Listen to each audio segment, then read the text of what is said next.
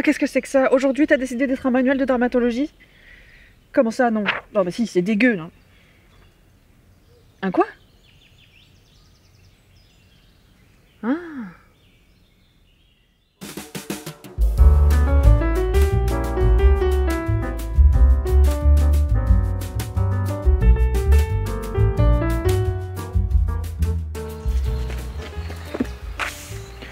Dans les rivières et forêts d'Amérique du Sud vit une étrange créature. Son aspect est la première chose surprenante qui nous saute aux yeux. C'est comme si un crapaud avait rencontré, vous savez, une machine pour tasser les routes quand elles sont fraîchement construites. Les trucs avec les grosses roues, là. Rouleau compresseur. C'est ça, le mot que tu cherches. Ah oui, des rouleaux compresseurs. Mais qu'est-ce que tu fais là? T'écoutes aux portes? Non. C'est un arbre. Et puis c'est pas ça qui s'est passé. En fait, je l'avais pas vue. Elle s'était foutue sur mon siège dans mon atelier, alors je me suis rassise, ça a fait un bruit bizarre, je me suis relevée, mais bah, c'était trop tard, elle était toute aplatie. Alors après, oui, j'aurais pu souffler dedans pour la regonfler comme un ballon de baudruche, mais disons que je l'avais déjà fait avant pour une espèce, une autre, quoi. Et depuis, elle couine bizarrement.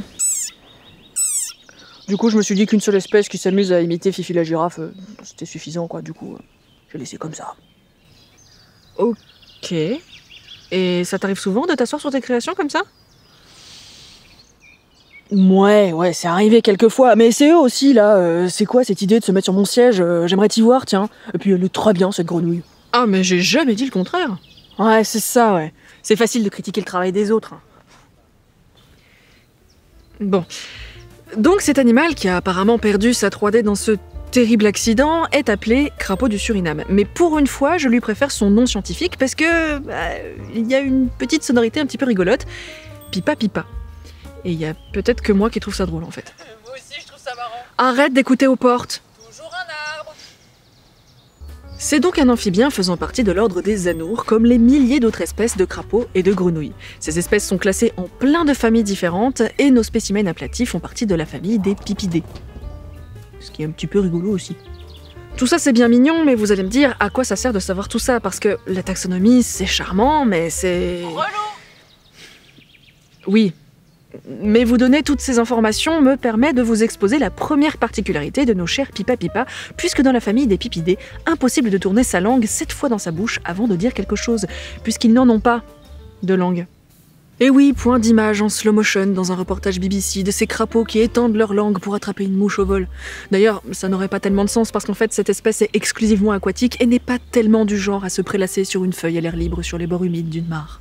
En fait, la feuille, c'est un petit peu eux finalement. Parce que cette apparence aplatie et la couleur marronasse, kaki, olive selon les individus, couplée au fait qu'ils restent le plus immobile possible au fond de l'eau, sont de forts atouts pour se camoufler.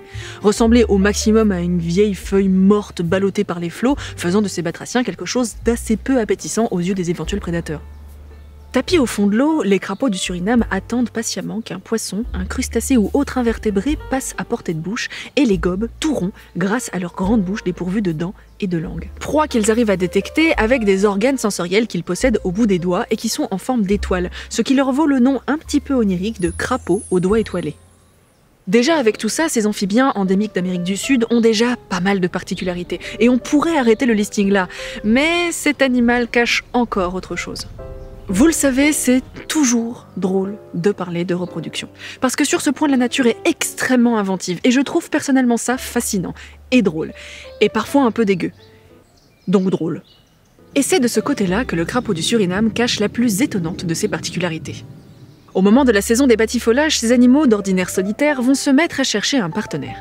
Le mâle va émettre des cliquetis dans l'eau en faisant claquer leur osioïde et à cet appel répondra alors une femelle disposée à faire féconder ses œufs. Elle pondra une centaine d'œufs qui seront fécondés par le mâle et placés par les mouvements de celui-ci sur le dos de la femelle. Et ils vont y rester. Ils vont rester collés sur la peau du dos de leur mère.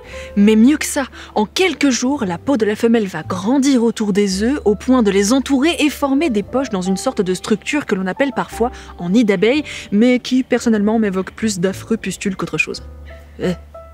Et les œufs vont même se retrouver enfermés dans cette couche de peau maternelle et vont se développer puis éclore et les têtards vont partir... Non, pas du tout. Une fois les œufs éclos, les têtards restent sous la peau de leur mère et se développent tranquillement. Et ce n'est qu'après 3 à 4 mois qu'ils vont enfin se libérer de la peau maternelle dans une scène que personnellement je trouve un peu dégueu, mais qui saura sans doute ravir les passionnés d'éclatage de boutons dans le dos.